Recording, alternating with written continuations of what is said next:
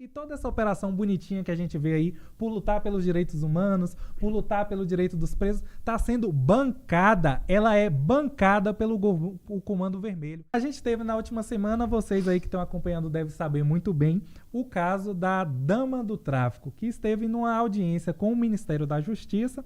E quem viu, acompanhou toda a repercussão, houve uma grande crítica ao gabinete de Flávio Dino por não fazer ali uma análise prévia, uma checagem de quem é que de fato está frequentando o Ministério, se é que de fato foi um problema de checagem e não o intuito deles realmente eram se reunir com essa pessoa.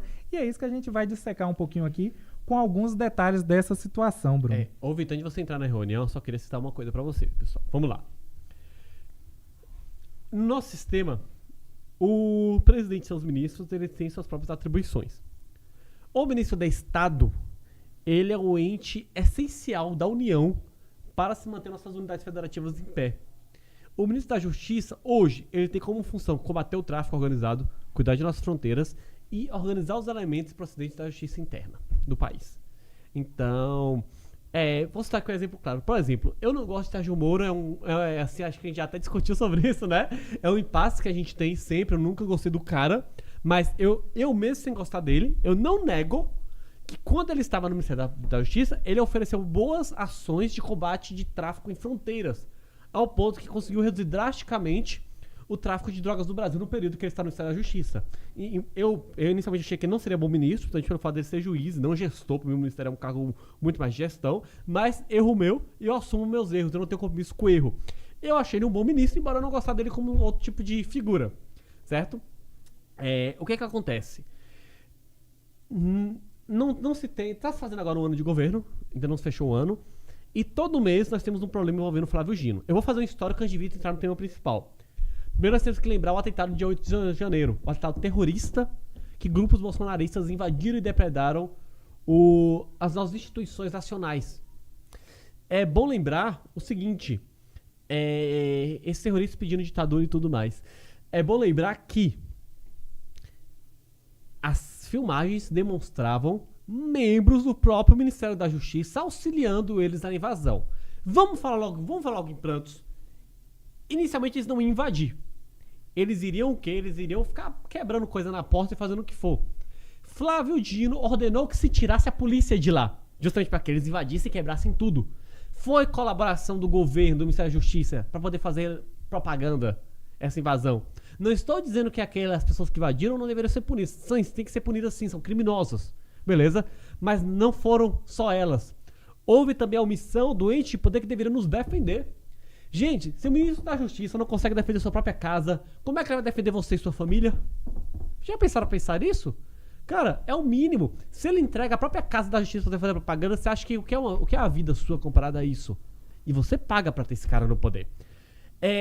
Ele enrolou quase 60 dias não indo nas comissões e conseguiu sumir as filmagens. Depois falou que depois de 60 dias as filmagens apagam.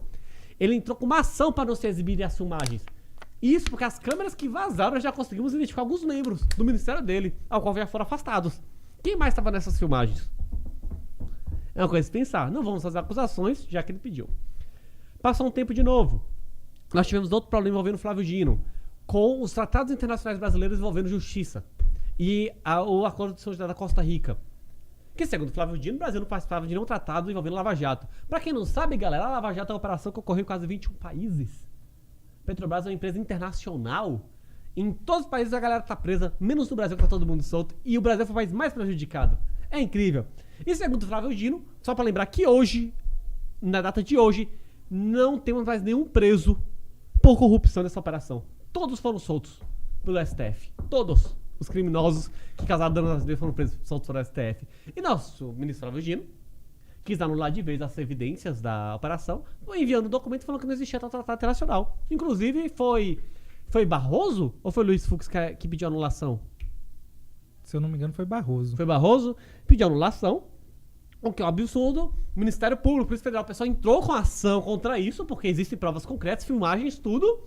E Flávio Dino encontrou na gaveta as coisas. Nossa, ele encontrou os tratados da gaveta. Olha a coisa mágica. Mas qual a desculpa dele? Como ele tinha ali 6 meses de governo, na correria ele não tinha tempo de olhar onde estava cada coisa. Então só na gaveta dele, segundo ele próprio. Então, cara, todo mês é um problema envolvendo esse cara, todo mês. E o que eu acho muito estranho, porque quando o Flávio Dino era governador, você não tinha tantos problemas envolvendo o nome dele. Sabe, a cada mês ele tá gerando um problema pro governo Lula. Hoje eles literalmente geram um problema pro governo Lula, a imagem dele. Eu acredito que aconteceu alguma coisa, não sei se foi promessas de campanha, acordos que foram feitos, até pra poder esconder as coisas do dia 8 talvez. Alguma coisa ali foi feita e Flávio Dino tá tendo que segurar a onda. Por causa de terceiros. Porque quando você pega o histórico dele, você vai achar ele bom gestor ou mau gestor, isso não interessa. Mas ele era um cara que não resolveu polêmica. Ele não tinha esse tipo de atitude, nem problema. Eu acredito que ele está fazendo lobby para alguns grupos de interesses organizados. E por causa disso, ele tem que segurar uma corda muito grande. Ele tem que segurar a onda de algumas coisas, porque está acontecendo coisas piores, em off. Pra ele, agora vai entrar na parte que o Vitor vai falar, receber as pessoas que ele recebeu, principalmente agora, alguém que trabalha diretamente com crime organizado, sendo que ele tem a ABIN, que é a Agência Brasileira de Inteligência, tem todos catalogados. Como é que um Joãozinho da internet consegue esses dados e a ABIN não? Você tem a Polícia Federal, você tem o Ministério Público, você tem todos os dados de investigação e inteligência do Brasil ao seu dispor. E essa pessoa, ela pega um avião federal, ela é paga pelo governo do estado, que é o que o Vitor vai entrar agora. Ela chega, ela não é presa em flagrante. Ela já se reúne, recebe doação nossa e volta. Gente, se vocês pesquisarem a história de políticos que foram presos em flagrante em operações contra o crime organizado, literalmente, a polícia flagrando políticos perto de operações, vocês vão ver de quais grupos esses políticos pertencem. Vocês vão pedir isso para que vocês pesquisem. Tá acontecendo alguma coisa muito mais séria, na minha opinião. Pode ter a ver, sim, com essa migração do Comando Vermelho, já que qual outro famoso? Comando Vermelho? PCC. Já que o PCC se expandiu, o Comando Vermelho tá tendo que vir para essa região, principalmente Norte e Nordeste, tá vindo muito forte pra Bahia. Pode ter alguma coisa a ver, mas está tendo algum elemento de mudança que vai ser investigado e logo nós faremos aqui pra vocês, pra não ficar essa coisa assim, conspiracionista, eu não gosto disso. É porque eu tenho que ter muito cuidado com as palavras pra não tomar processo de volta. Mas eu vou, com mais tempo, organizar aqui um mapa pra poder passar pra vocês de uma forma mais bem detalhada do que tá ocorrendo no Brasil. Por favor, Vitor, mande. Perfeito. Mande. Jordan tá aí na tela os recibos, Jordan? Pronto. Então, pessoal, a gente tem essa situação aí, a gente tem um histórico recente de grandes polêmicas envolvendo o ministro Flávio Dino e houve uma tentativa de jogar um pano quente nessa situação de que o ministro não tinha nada a ver, de que não se sabia de nada, não se havia checado a situação dela. Só que a Luciane, que é a dama do tráfico amazonense, não é uma pessoa qualquer. Ela não era só esposa do chefe do Comando Vermelho no estado do Amazonas. Ela mesmo é condenada por lavagem de dinheiro e associação criminosa com o tráfico e com o crime organizado. Ela estava respondendo em liberdade. Não é uma situação que, como você checou, que era difícil, que necessitava necessariamente a ABIN.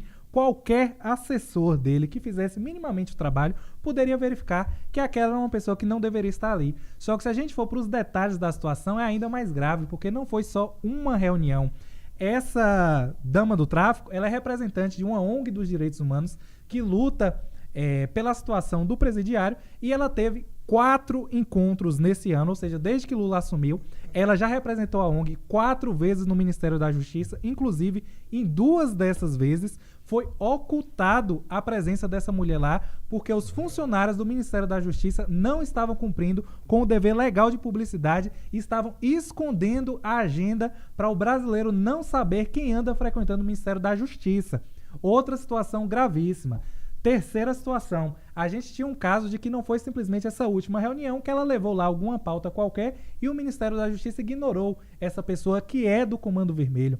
Tem dados públicos do Ministério da Justiça que mostram que essa ONG, com a representante Luciane, levou questões para o Ministério da Justiça em março e esses dados, essas solicitações foram analisadas pelo Ministério, tramitaram no órgão executivo até julho, ou seja, foram meses de trabalho pagos pelo imposto brasileiro para ouvir, analisar e propor ações de justiça e segurança pública em cima de pedidos de uma ONG liderada pelo Comando Vermelho. E por que eu falo liderada pelo Comando Vermelho? Porque você pode falar, Era mais uma situação de que era uma pessoa em singular, foi só uma má coincidência ali que o Ministério recebeu aquela representante, mas não tinha nada a ver. A organização era uma organização íntegra, limpa, que prestava um trabalho.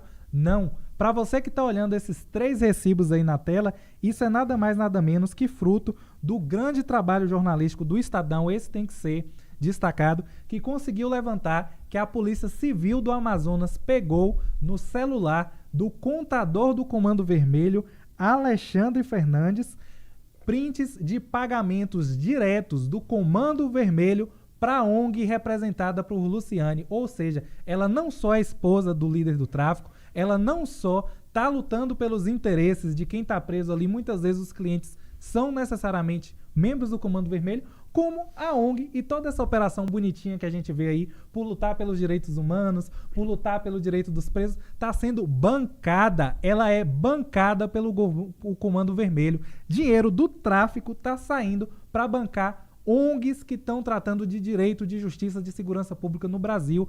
E hoje, essas organizações não só estão atuando como órgãos independentes, como estão pisando no governo federal. E para piorar, a gente ainda teve essa informação triste de que o seu dinheiro, o meu dinheiro, o dinheiro que nós gastamos e suamos em impostos, está sendo gasto com o quê, Bruno? É com saúde? É com a educação? Não. É para pagar passagem para líder do Comando Vermelho e para Brasília pedir mais direito para bandido. Agora imagine nessa situação, vamos fazer uma comparação aqui, se o ministro da Segurança Pública de Israel, ele é pego num esquema em que ele pagou um hotel para um líder do Hamas se hospedar e ele discutir na hora. Paz na região. Meu amigo, isso é de uma hipocrisia tão grande, é de uma falta de respeito com o brasileiro, porque o Brasil vive uma guerra. No Brasil se morre 30, 40, 50 mil pessoas por ano. E essas pessoas são, em sua maioria, assassinadas pelas grandes organizações criminosas que a gente tem no Brasil. E o Ministério da Justiça está pagando para a pessoa que recebe do Comando Vermelho para defender bandido e para Brasília fazer pedidos para o governo Lula. Sinceramente, é uma falta de respeito tremenda. Mas assim, vamos pegar aqui de forma mais factual. Vamos lá, vamos analisar o seguinte. Ela já é condenada, isso é público. Você dá um Google, aparece Jus Brasil, a sentença. É público. Por 99 centavos você acessa qualquer sentença aqui no Brasil, viu, galera? Só uma dica pra vocês precisarem. Só jogar no Google, bota Jus Brasil e faz a assinatura. R$1,99 no máximo. Vamos lá. Você é condenado, esses dados são públicos. Você passa pela Polícia Federal durante o aeroporto que tem a revista, ao qual pega todos os seus dados, deixaram você passar. Você chega em Brasília, que é a nossa capital do Brasil, ao qual deve ser o lugar mais seguro caso de qualquer problema, deixa você passar. Te levam até o órgão mais importante do Brasil, você é condenado. Beleza. Ninguém sabia quem você é. Segundo dizem. Ou não, né? Todas as polícias erraram, todo mundo errou. E ocultam a reunião. Se não sabiam quem ela era, por que pediram pra ocultar a reunião? Qual o problema? Uma reunião de direitos humanos? Aí vai entrar na segunda parte, que é a questão dos direitos humanos do Brasil. Vamos lá, pessoal. Meu sonho é trabalhar com direito internacional. Direitos humanos pra mim é uma pasta essencial. A dignidade das pessoas tem que ser construída. Ponto. Isso pra mim é algo indiscutível. Quando eu bato nas ONGs de direitos humanos do Brasil, é porque, por tradição aqui, nós temos o quê? O tráfico de um lado, o governo, não estou falando do governo Lula nem Bolsonaro, estou falando do governo B. Nossos governantes, tanto governadores de estado quanto presidentes e membros ligados a esses entes, coincidentemente, usam ONGs terceirizadas para poder lavar dinheiro público, desviar dinheiro público.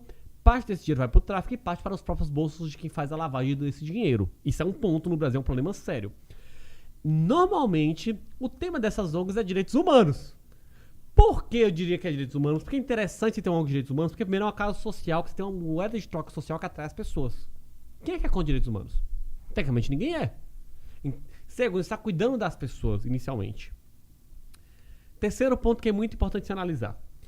Quando nós tratamos de direitos humanos, eu tenho uma dor de cabeça muito grande, porque eu tenho pessoas que elas tomaram aversão. Elas odeiam direitos humanos, falam que isso serve para bandido, e não fazem ideia de como funciona os direitos humanos no Brasil, como isso ajuda a vida delas. Não fazem ideia.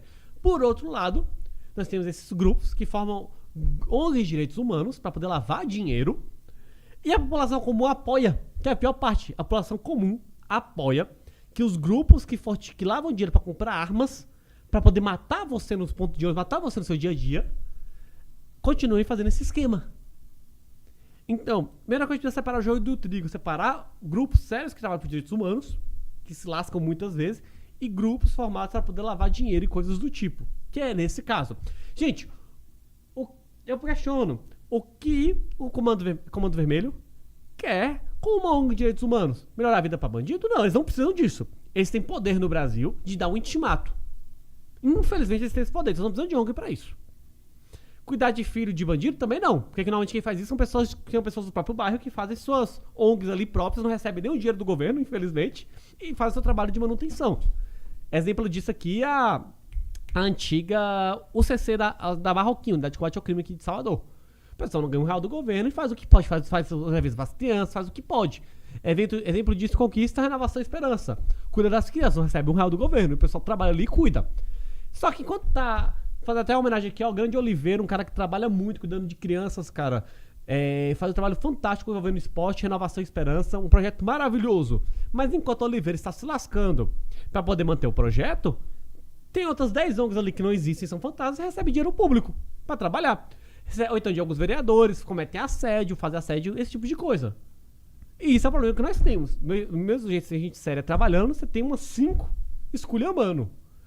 Gente, o crime organizado tem ONGs exclusivamente para poder lavar dinheiro público. Porque o financiamento dessas ONGs é dinheiro público.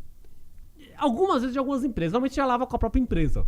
Então é mais rápido o processo, beleza? Fora isso, como eu falei, aconteceu alguma coisa, eles vão investigar.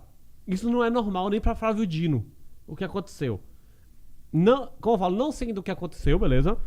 Pra ter uma coisa de investigação, então eu não posso chegar pra vocês e acusar de alguma coisa, porque senão eu estaria dando informação falsa aqui. Mas as coisas não estão normais. Pra esse tipo de coisa ter acontecido com a anuência de todos esses órgãos, alguma coisa séria tá acontecendo. Isso não é normal. Isso não é normal. Em nenhum estado da nossa república isso foi normal.